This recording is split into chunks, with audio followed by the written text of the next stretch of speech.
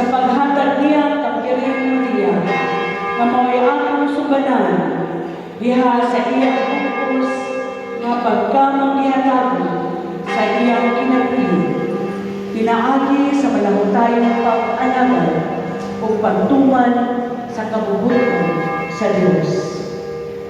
Kauban sa mamuno ni Santos Natisa, Reverend Father Edmundo Palomar DCK, palihog manindog alam sa kasikap. Amen.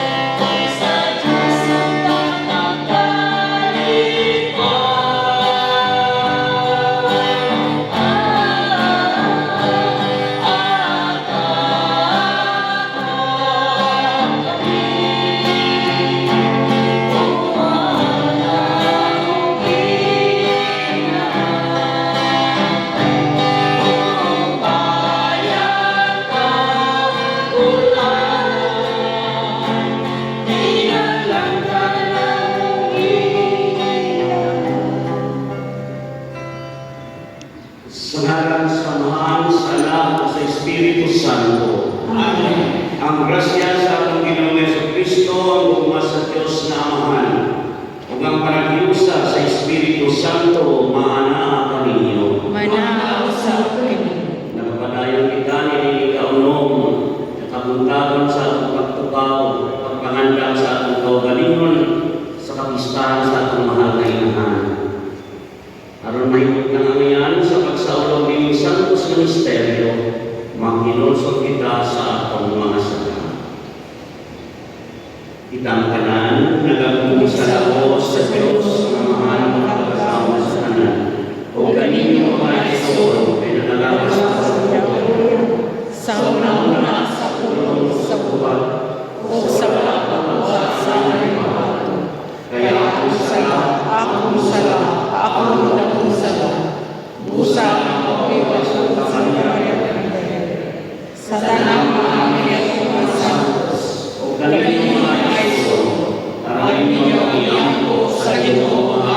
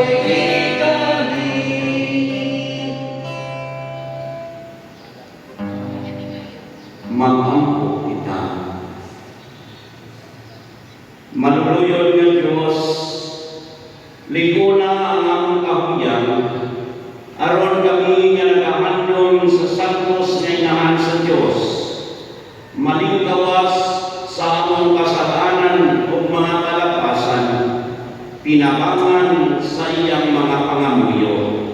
Ginapangayo na mo kinikanimo, paagi sa among Ginoong Jesucristo, imo na nabuyog kayo kalimog sa Espiritu Santo, Diyos nga usa hangtod sa kamangturan. Amen.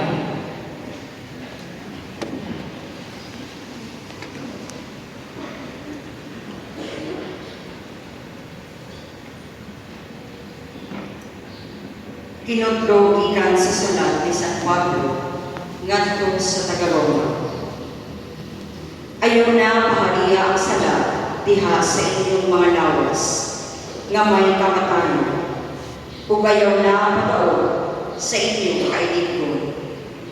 Ayaw usab ninyo itubyan ang bisan sa bahin sa inyong lawas aron gamiton sa pagkasala. Hinunuan itubyan sa Diyos sa inyong kaugalingon, ingon nga mga patay na, apan ibanhon. Ug itubyan ang inyong kaugalingon ngadto sa Diyos, aron gamiton alang sa katuyuan nga mataro. Kay kinahanglan nga dili na kamo magpaulimon sa sala, sambil dili naman kamo ilalom sa balaw, kundili ana-ana sa grasya sa Diyos. Nan, unsa man, magpakasala ba di ay kita, tungod kay dili naman kita ilalong sa balaod, kundili ana-ana sa grasya sa Diyos? Dili. Nasayra ninyo kung magpaulimon kamo, ni bisan kinsa, ulimon kamo niya. Kung nag-alagad kamo sa sala, ulimon kamo sa sala, ug mosampol kini sa kamatayon. Kung magpasinutan kamo sa Dios, iya kamo himuong mataro. Apan salamat sa Dios nga kamo naulipon kaniadto sa sala, naulipon na karon sa mga pagtulunan nga nadawat ini. Giluwas kamo gikan sa mga sala, ug nangahimo ng mga ulipon sa pagkamatayon. Ang tulong sa Ginoo. Salamat sa Diyos. Ang atong hinabang anaa sa ngalan sa Ginoo. Ang atong ginawang anak sa ngalan sa Ginoo. Kung wala pa makikuman ang Ginoo kanato, pasultiha ang Israel. Kung wala pa makikuman ang Ginoo kanato, diha ang isugol ang mga taong batok kanato. Ilaw ta kitang ilamoy nga buhi. Diha ang ilang kapumot na haling batok kanato. Ang atong ginawang anak sa ngalan sa Ginoo. Unya maluksan ta kita sa katubigan.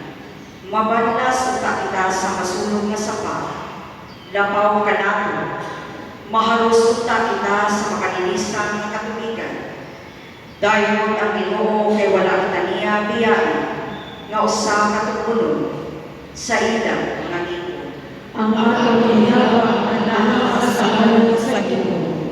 Giluwas kita inog sa kalanggang, gikan sa litag sa mga mamayan. Nalukti ang litag, ug nakalingkawas kita. Ang atong hinabang anaa sa ngalan sa Ginoo, nga nagbuhat sa langit ug sa yuta. Ang atong ginawang anak sa ngalan sa Ginoo. Palihog ninyo ang subagay sa Panginoon. Hallelujah.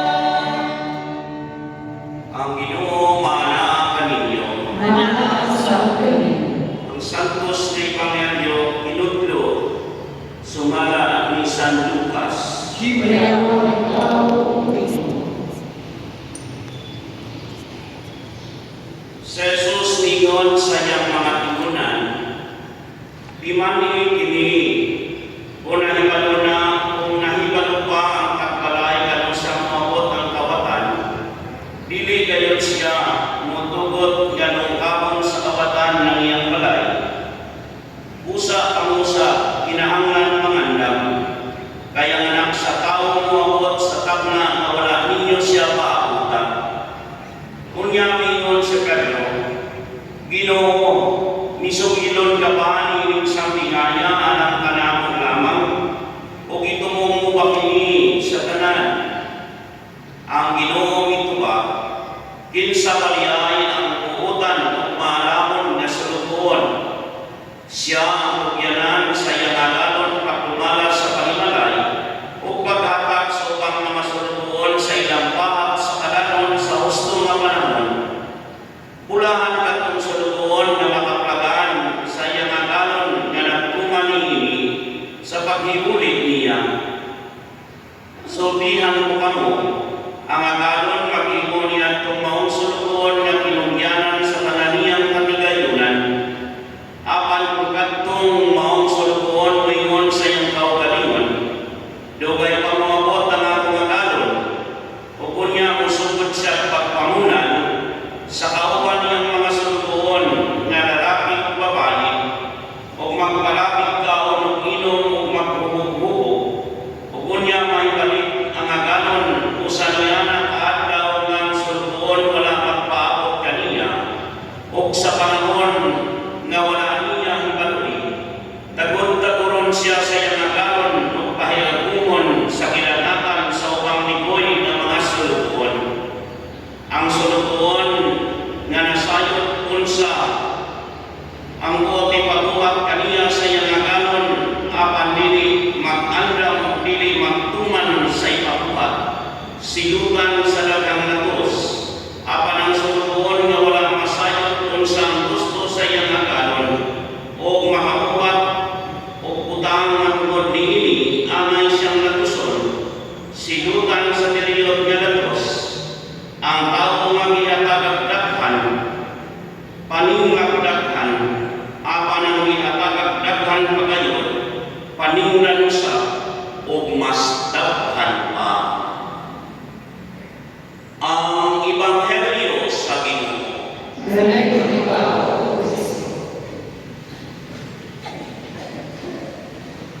May punta ka natin kanan. Ang atong tema, Virgin Maria sumbanan sa ubos na pagkamang ginatagon sa akong pagkapari, 27 years. Usa nga akong maingon about generosity. Ang mga tao o kaming mga pari always receptive sa inyong amang ginatagon. O sa akong kasinabihan, walay dalo, walay dili buhata, apan nagkalahi-lahi lang ang motibo sa paghatag. Dunay buhata, aron dayawan, daywan, aron pakpakan. Dunay buhata, kay daluon. Dunay buhata, kay daghang sobra. Dunay umata kay para may utang kabubuan. Nainumdum ako kaniya itong pagkumpari kadaghanan sa mga pamilya ang atong tunay pangalan. Ipangutangan na ako nganong ginapangalan yun ang ato adonor na father. Anong pangalan yun? Para kung nandoon father ng aton.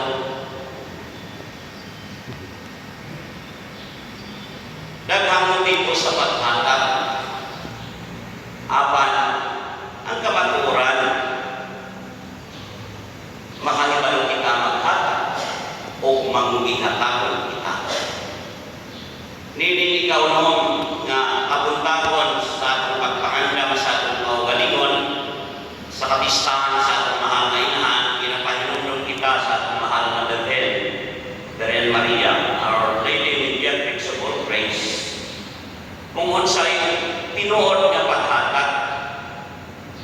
o bukos nga pagkamang ihatagon. Siya ang sumbanan sa atong pagkamang ihatagon. Apan ang atong ebanghelyo nag-awa usab kanato karon. Ang pagkamang ihatagon sa atong ebanghelyo is pagkasulubon. In fact, in the biblical parlance, virginity is availability, and availability is generosity. That's why sa Biblia, ang pagka-virgin, pagka-available, o ang pagka-available, pagka-mangihatagon. Si Maria sa virgin, o biya niya ipahayag ang iyang fiya, let it be done to me according to your word. Nagapahayag niya ng bukos na pagkamangihatagon. It embodies the fiat of Mary, embodies the great generosity sa iyang kaugalingon ngadto sa Diyos. Ang iyang pagkamangihatagon bukos diha sa iyang pagkasulubon. Si Maria mismo niyon, let it be done to me. I am the maid servant of the Lord. Let it be done to me according to your word.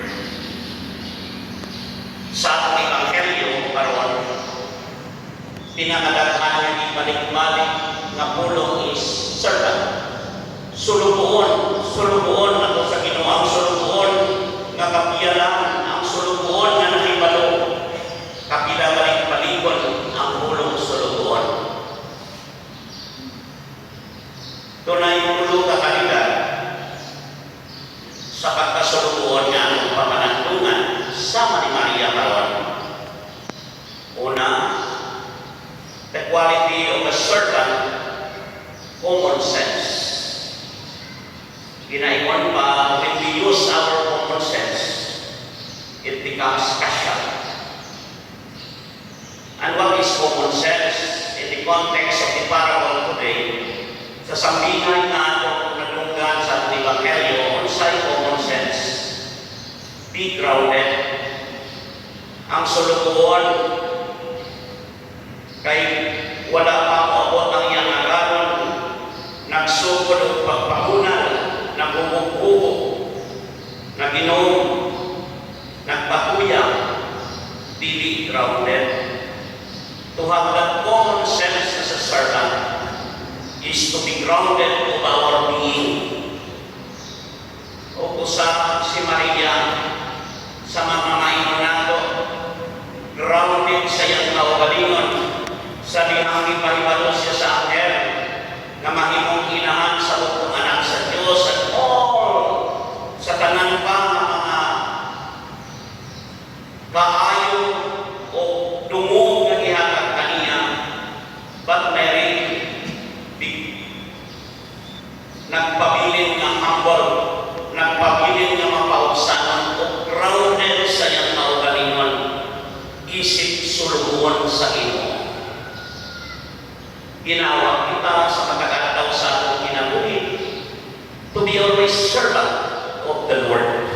And to be servant of the Lord is to be grounded of our being as servants. Sulubuon kita sa Ginoo. Hinaot niya sama ni Maria. Mahimong kitang grounded, remaining to be humble in our day-to-day life. O mahimunan o masimugtanan sa kabubuton sa Diyos sa atong kinabuhi. In relation to have that common sense is to be grounded rather than magdako ang atong ego, magdako ang atong gato, magdako ang atong kaugalingon, o makalimon na kita sa Ginoo ang mahimong sentro, mao nga atong kaugalingon. sa iyang pagtuman sa kalubuton sa Diyos, even pa sa tanang mga dungo o mga kayuhan na iyang nadawat na patron sa iyang kinabuhi. She remains to be humble and grounded of being the maid servant of the Lord. Usa ka kandidat sa usa ka salubon is to be grounded with that common sense sa atong kinabuhi. Second is the sense of responsibility. Ang sambingay nga gawag ka nato sa usa ka salubon na may responsibilidad. Accountable and responsible. And maybe this is so relevant for us. We are crying for accountability and responsibility today, especially sa mga pangutabo sa atong nasod, in every angle and every sphere sa atong kinabuhi. Ang atong ginapakita, accountability and responsibility. Especially sa atong kaugalingon, we have to be accountable and responsible servant of the Lord. And to have that sense of responsibility. Ang sulubon, dili lang sa mga material na utang nga naa nato o gihagak sa Ginoo nato. Apan nabaw sa tanan sa usa-usa. We are our brother's keeper. Matimanan nato, usahay ang atong pagka-steward, ang atong pagka-piniyalan, ina-apply lang nato sa mga material na utang, pero wala sa atong isig kaingon to be our brother's keeper in our day-to-day life. Si Maria, nakita nato sa iyang kinabuhi, even sa linang ang iyang igagaw na si Elizabeth.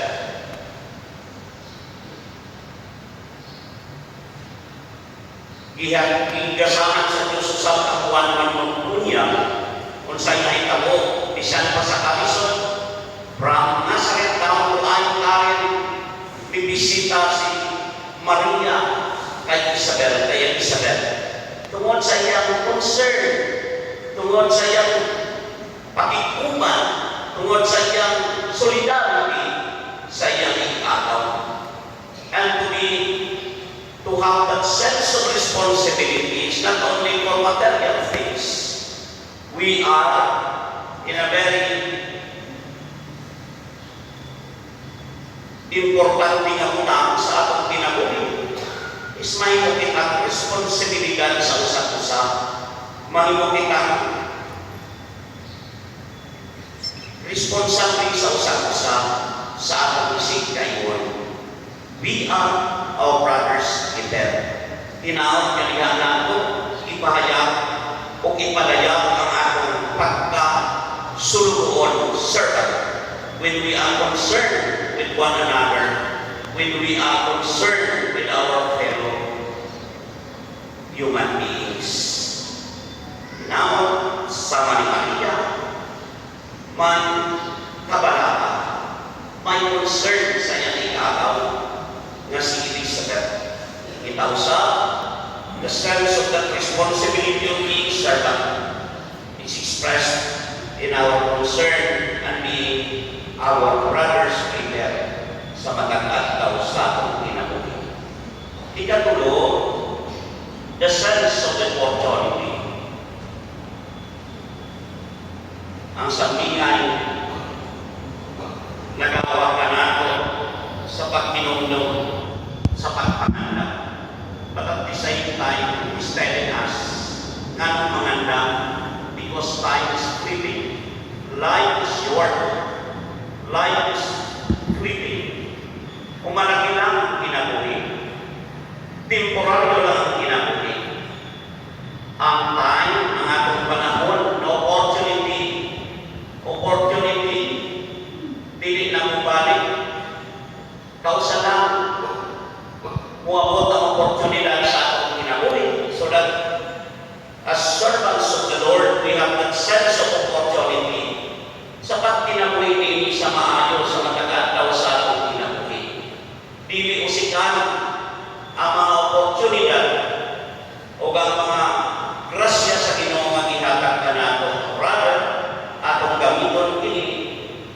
sa himayaan sa iyang ngalan.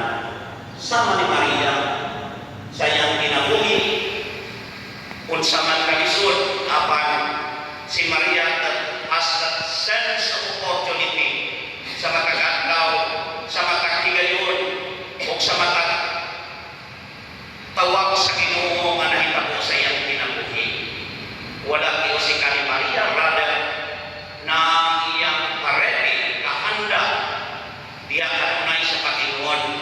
Let it be done to me, your maid servant, let it be done to me according to your word. Usa mga igsuon sa atong pagpadayon, sa atong pagpangandam, sa atong kaugalingon, para sa atong mahal na inahan, Virgin Maria. Ang mga pulong sa Ginoo karon nagalapit ka nato to be servants. And to be servants is to be available. And to be available is to be generous.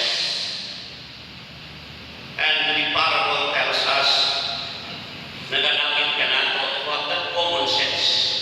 Be grounded. That sense of responsibility by being our brother's keeper.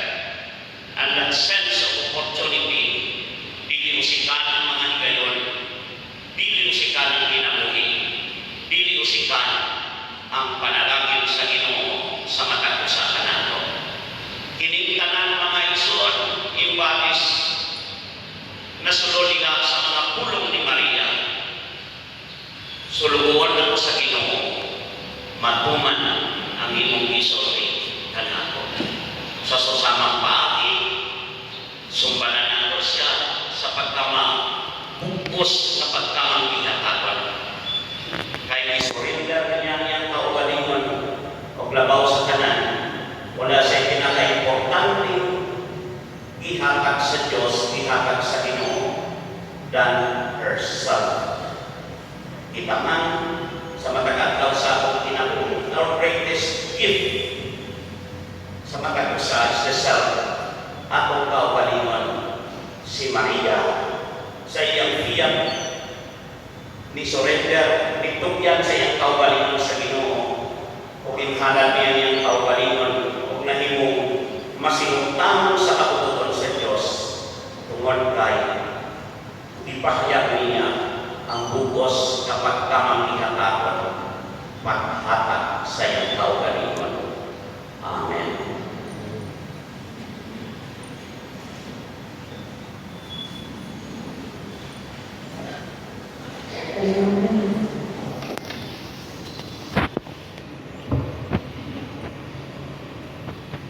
Ato karon ipadangan tungkol natong mga panginahanglan, mga pangamuyo sa Dios nga atong amahan.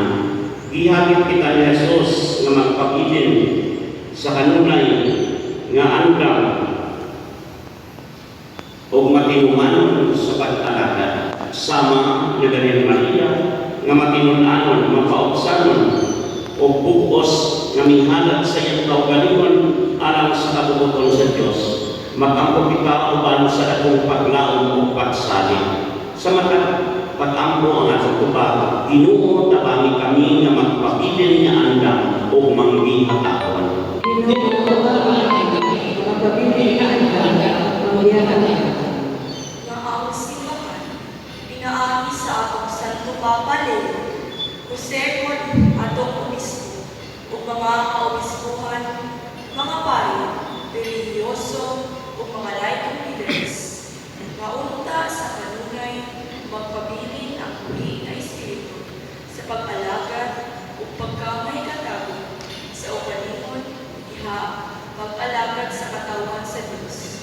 Sama kang Virgin Maria, nga matinumaon sa tawag sa Diyos. Mag-ampo kita sa Ginoo. Ginoo tabami kami nga magpabilin nga andam o manggihatakon. Alang sa atong nasudnon ug lokal nga pagkakahanan, ilabi na sa panagdumala nga unta sa kanunay maghinabangay sila diha sa pagpatuman sa usa ka batas, malinawon ug mapinanggaong gobyerno na nagpakita sa Ginoo nga pagkamanggihatakon ug pagkamaandam sa pagtubag sa tawag sa katarunan, hustisya ug pagbatok sa korupsyon. Mag-ampo kita Ginoo, tabangi kami ng magpabilin nga andam o manghihapon. Alam sa atong mga kaigsuonan na nag-antos tungod sa kabus, magmasakiton, naapektuhan sa linog, mga pagbaha o kagubo. Sama kay Birhen Maria, makabaton unta sila o kalikon, maglahon o tinuod ng mga tao kung magtabang kanila uban sa buma o pagkamong ihatagon, mag-ampo kita sa Ginoo.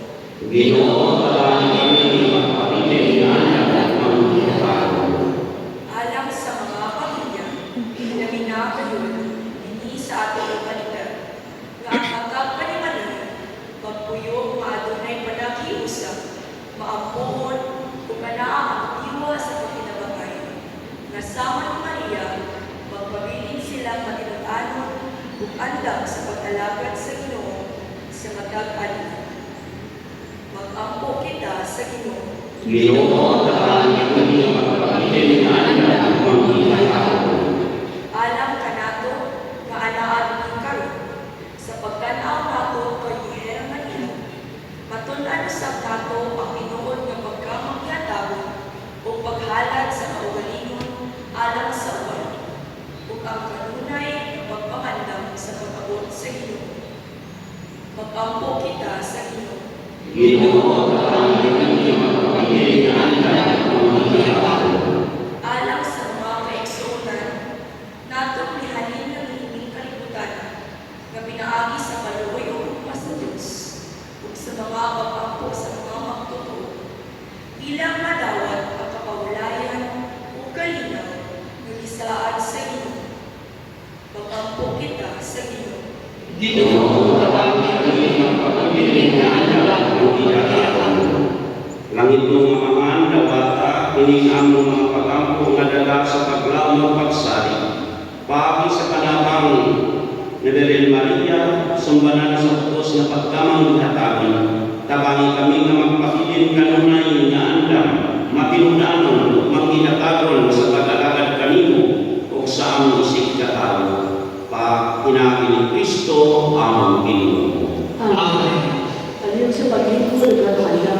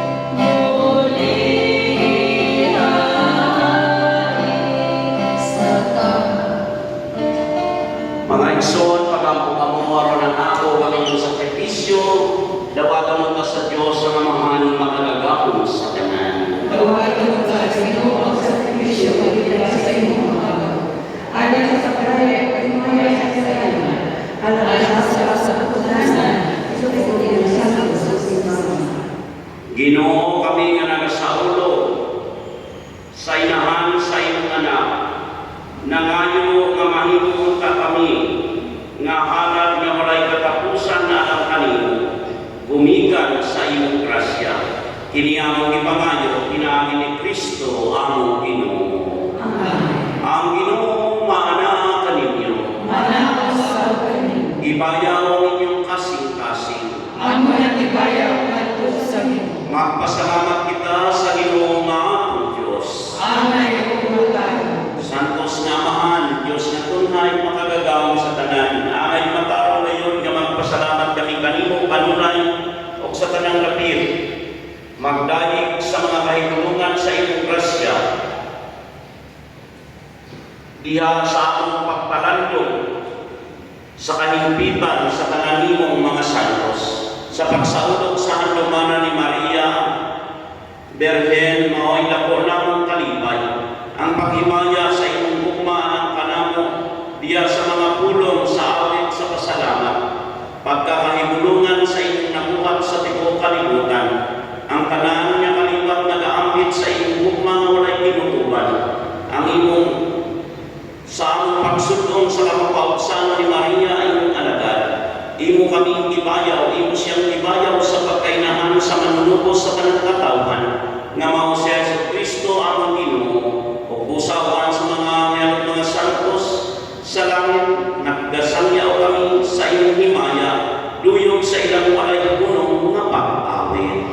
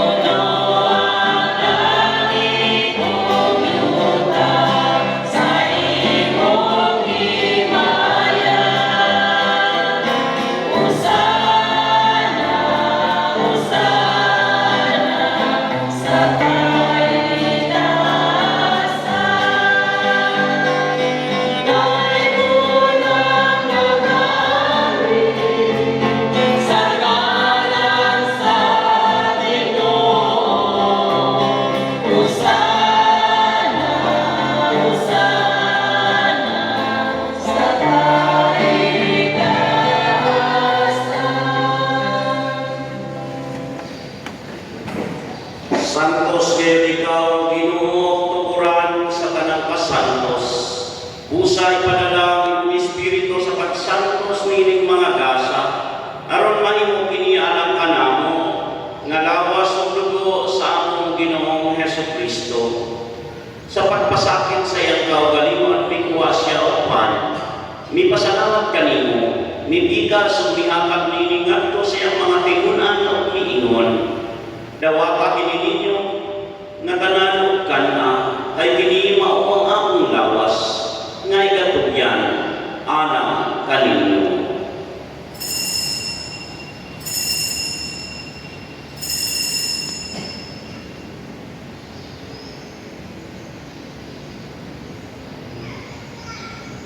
Sa samang paagi tapos ang panihapon, mikuha siya sa kalis, mipasalamat kanyo pausap, mihakag miningat ko siya mga tinunan o miingon. Dawa ka kininyo mga tanan o Panginoong ka mga tanan, ika niinwi. Kay kinimaw ang kalis sa akong dugo. Ang dugo sa bato, walay katapusan ng kasultanan. Nga igaulaan ang kaninyo o alam sa kanang mga tao. Aron ang mga salang pasaylo. Buha ka kini, aron pa handong kanako.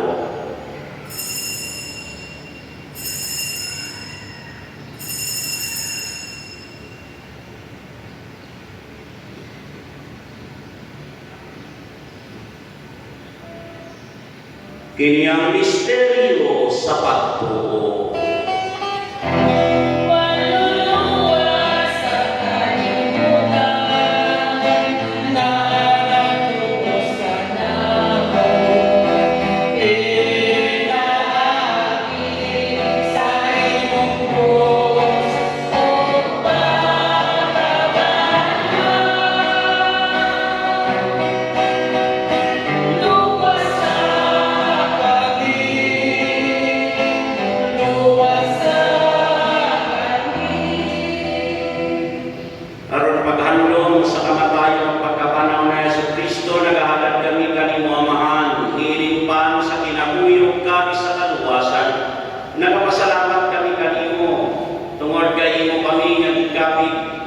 giisip nga mga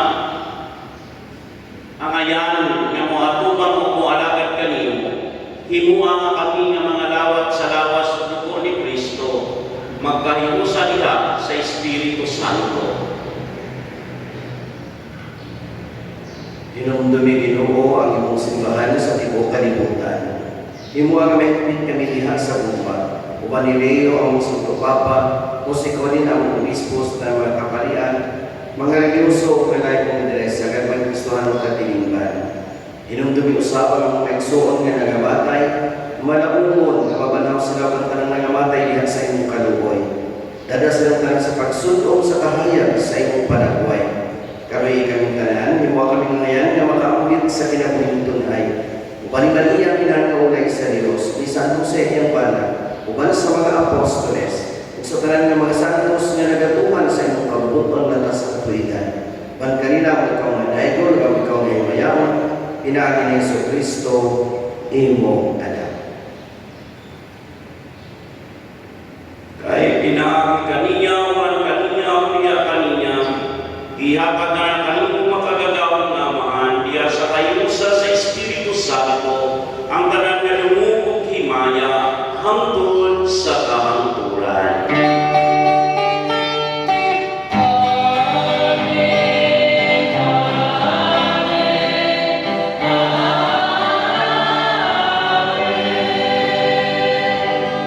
Gitudluan kita na Jesus sa pagtawag sa Diyos na akong amahan mga kita sa pag-ingon.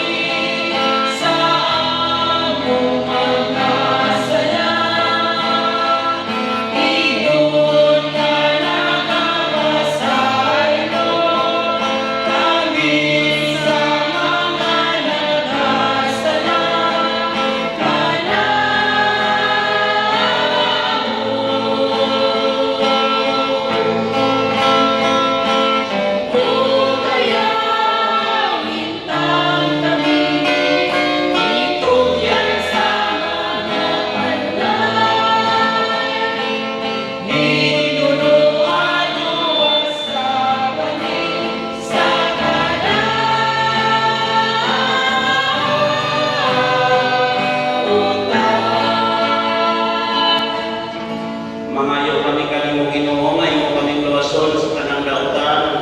Hatagi kami sa kalinaw nining panahon naron tinabangan sa imong kaluoy, mahaligay kami kanunay sa sala, ug mahilayo sa tanang kasamo samtang nagapaabot kami sa malaumon nga pagbalik na Hesus Kristo among manunubos.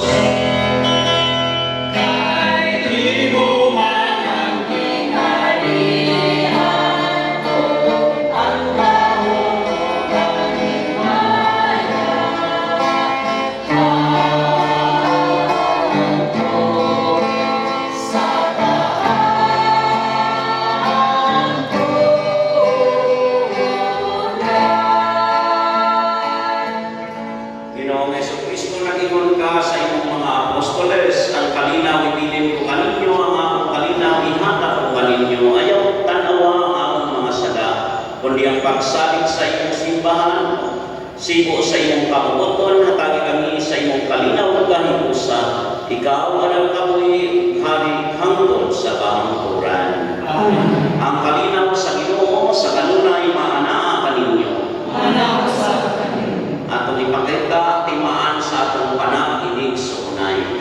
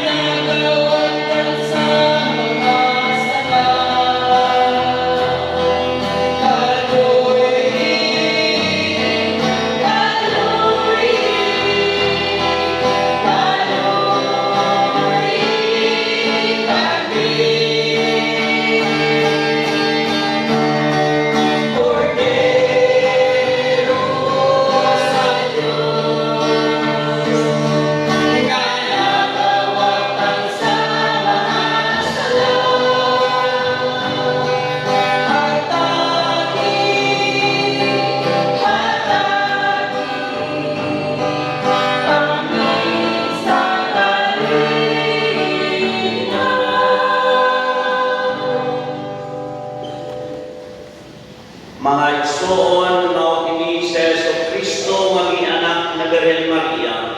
Siya ang kordero sa Dios nga nagawala sa mga sala sa kalibutan. Bulahan kita gidapit alang sa bangkete sa Ginoo.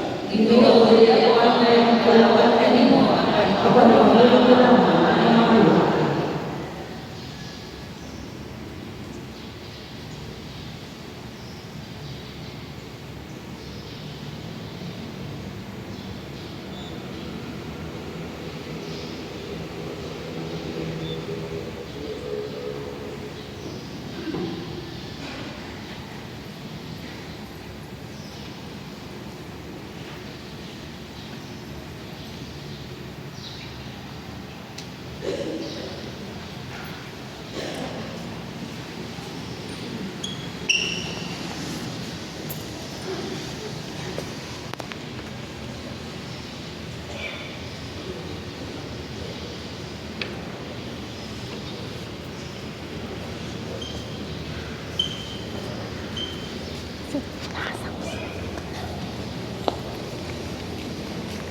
Punasa ko sa ibon. Kaya sige mo. Alam.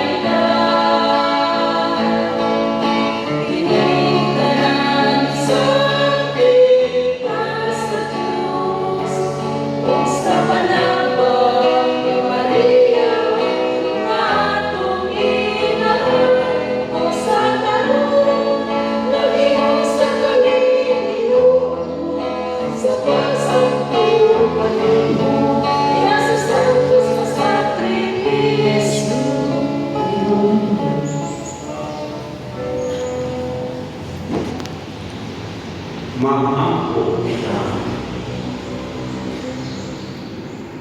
Ginoo man makaambit sa kaluwasan nga dayon, nangayo nga malipay kami kanunay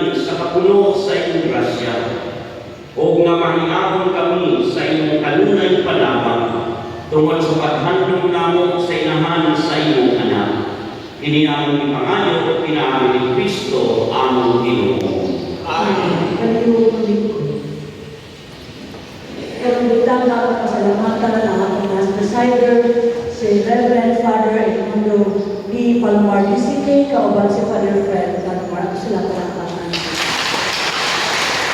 At tema karong adlaw, Virgin Maria, sumbanan sa bukos na pagkamangihatago.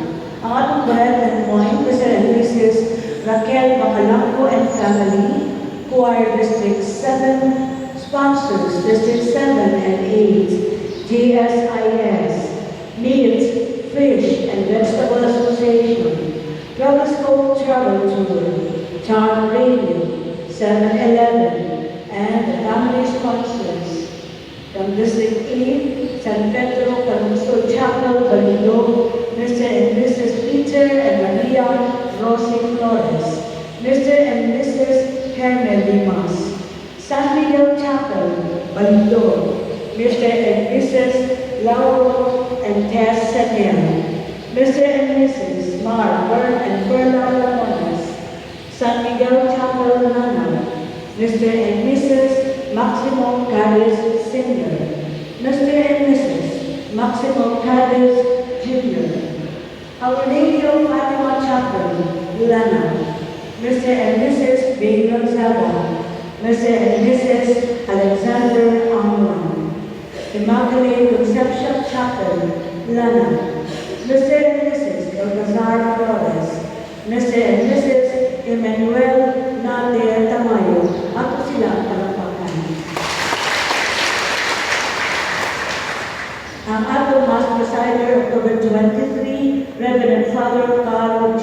Neng DCK, ug ang tema ugma, Virgin Maria, daligayan sa makikulit ngadto sa Dios. Bread and wine, Dr. and Mrs. Alfredo Benerico. Choir, sermon, sponsors, Districts 9 and 10, SCNHS, Madonna Hospital, KCHNS, Lanao, Kuya Reyes, and our family sponsors. Palihog manindog ang tanan.